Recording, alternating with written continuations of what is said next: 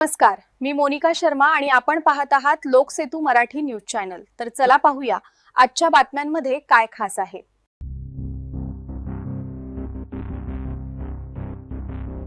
धडगाव तालुक्यात राज्य उत्पादन शुल्क विभागाच्या पथकावर थेट हल्ला झाल्याची धक्कादायक घटना समोर आली आहे। निगदी फाटा परिसरात अवैध दारू विरोधात कारवाई सुरू असताना जमावाने पथकावर दगडफेक करत जप्त केलेला मुद्देमाल बळजबरीने पळवून नेल्याचे एक खळबळजनक घटना उडाली आहे।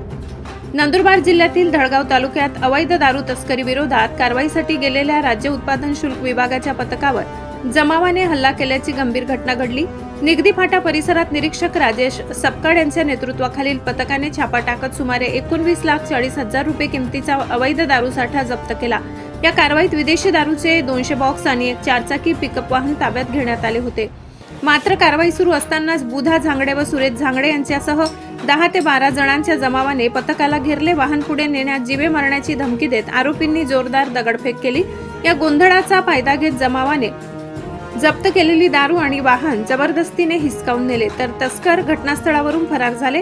या प्रकारामुळे संपूर्ण जिल्ह्यात एकच खळबळ उडाली असून शासकीय अधिकाऱ्यांच्या सुरक्षेचा गंभीर प्रश्न उपस्थित झालाय।